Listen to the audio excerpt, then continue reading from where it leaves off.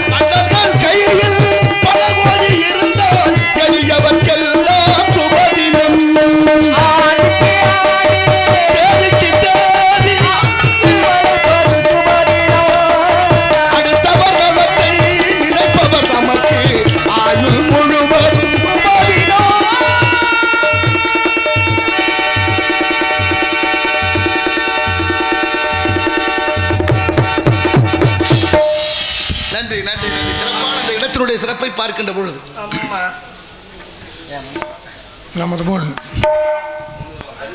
நமது முன் தோன்றி கவியரசு அவர்கள் அருமையான பாடல்களையும் பழைய பாடல்களையும் இனிமையான பாடல்களையும் பாடி நம்மளை எல்லாம் மகிழ்ப்பதற்காக எம் கணேசன் அவர்கள் சக்கந்தி கிராமத்தைச் சேர்ந்த ரூபாய் 200 அன்பளிப்பாக அளித்துள்ளார். நன்றி நன்றி நன்றி. சக்கந்தி கணேசன் ஐயா அவர்கள் ரூபாய் 200 வழங்கியிருக்கிறார்கள். ஐயா அவர்களுக்கு நன்றி, உளமார்ந்த வணக்கம். ஹலோ.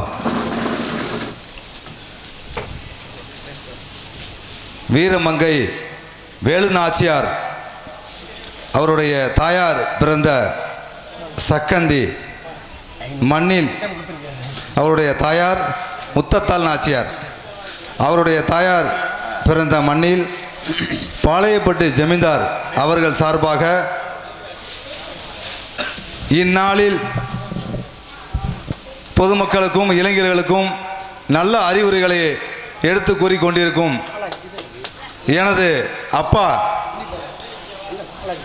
கவி பேரரசு கவிராஜ் அவர்களுக்கு சக்கந்தி பாளையப்பட்டு ஜமீன்தார் அவர்கள் சார்பாகவும் சக்கந்தி கிராமத்தின் சார்பாகவும் மாலை அணிவித்து பொன்னாடை போர்த்தி புகழாரம் சூட்டி 1001 ரூபாய் அன்பளிப்பாக செலுத்தி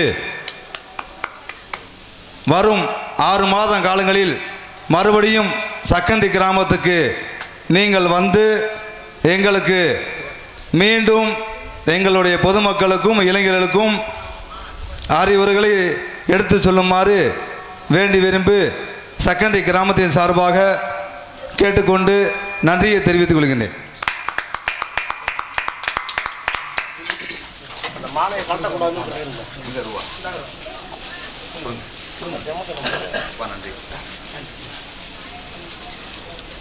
ஆடை அணிவித்து மாலை அணிவித்து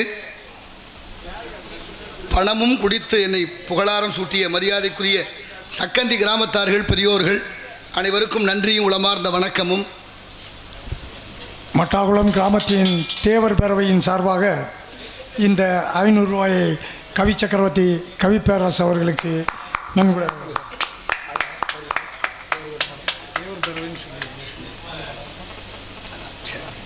தேவர் பேரவை சார்பாக அன்பளிப்பு வழங்கிய தேவர் பேரவை அத்தனை உள்ளங்களுக்கும் நன்றி, வணக்கம் வணக்கம். வீரமங்கை வேலு நாச்சியார் நம்ம அப்பத்தா அவர்களுடைய தாயார் பிறந்த மண்ணு சக்கந்தி. எவ்வளோ பெரிய பெருமையான விஷயம் பாருங்கள். அந்த தாயை கற்பனை பண்ணி பாருங்கள், எப்பேற்பட்டவளாக இருந்திருப்பார்கள். அந்த தாய்க்கு பிறந்த நம்ம அப்பத்தா வேலு நாச்சியாருடைய வீரத்தையும் அந்த செயல்களை நினைத்து பாருங்கள். இழந்த ஒரு அதிகாரத்தை மீண்டும் பெறுவதென்பது வரலாற்றிலே யாரும் செய்யவில்லை, அப்பத்தாவை தவிர. வெள்ளக்காரன் இழந்ததை மீண்டும் படை எடுத்து வெற்றி கொண்டு இந்த சிவகங்கை சீமை ஆண்ட வேலு நாச்சியாருடைய பெருமையை பறைசாற்றவில்லை. இந்த நாடு கொஞ்சம் கொஞ்சமாக குறைச்சிக்கிட்டு இருக்கு. ஆனால் நம்ம என்ன பண்ணிக்கிட்டு தர்றோம் யோசிச்சு பாருங்க. அப்பத்தா வேலு நாச்சியாருக்கு சிலை எவ்வளவு இருக்குன்னு பாருங்க. இந்த மண்ணுக்கும் மக்களுக்கும் புண்ணியம் இல்லாதவங்களுக்கெல்லாம் இந்த நாட்டில் சிலை பெருசு பெருசாக இருக்கு. ஒன்றும் சொல்றதுக்கு இல்லை. நம்ம கண்ணத்துக்கு பெரிய இடத்து பொல்லாப்பு